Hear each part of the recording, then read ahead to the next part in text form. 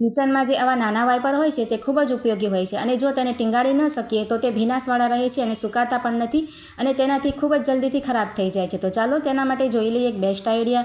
તો સૌથી પહેલાં આ રીતનું ઉપરનું તેનું ઢાંકણ નાનકડું હોય છે તે આપણે ખોલી લઈશું અને તેની જગ્યાએ આ રીતે કોલ્ડ્રિંક્સના બોટલનું ઢાંકણ આવે છે થમ્સઅપ વગેરેનું કોઈ પણ નાની મોટી બોટલનું લઈ લેવાનું। પહેલાં તેને બંધ કરીને આપણે સરસ ચેક કરી લઈશું। હવે આપણે ખીલી કે કોઈ પણ વસ્તુ ગરમ કરી લેવાની અને વચ્ચોવચ્ચ તેમાં એક નાનકડો હોલ બનાવી લેવાનો।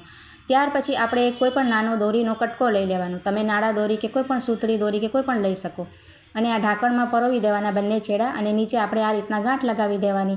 તો આ રીતે આપણે સરસ મજાનું ટીંગાડવાનું તૈયાર થઈ જશે। જુઓ, હવે ક્યાંય પણ તેને આપણે ટીંગાડવું હોય, ખીલી વગેરે ન હોય, જ્યાં પણ તમારે સિંક હોય ત્યાં ટીંગાડવાનું ન હોય તો આ રીતના જે કોલગેટ વગેરેના ખાલી બોટલના ઢાંકણ આવે છે તે લઈ લેવાનું। અહીંયા મેં કોલગેટનું ઢાંકણ જ ખાલી લીધું છે અને ત્યાર પછી આપણે જે ફેવિક્વિક આવે છે 5 રૂપિયાવાળી તેને એક લઈ લઈશું અને ઢાંકણની જે કોર છે તેની ઉપર સરસ ફરતે ગોળ લગાવી દેવાની ફેવિક્વિક અને ત્યાર પછી તમારે જ્યાં પણ આ વાઇપરને ટીંગાડવું હોય ત્યાં આપણે આ ઢાંકણને ચોંટાડી દેવાનું। જરાક અમથું 3-4 મિનિટ માટે તેને સરસ સુકાવા દેવાનું અને ત્યાર પછી તમારે આ વાઇપર ટીંગાડી શકાય છે। તો ખૂબ જ સરસ મજાની આઈડિયા છે બંને, તમે જરૂરથી ટ્રાય કરજો અને સારો લાગે તો લાઇક કરજો, કમેન્ટ કરજો, ચેનલને સબસ્ક્રાઈબ કરજો।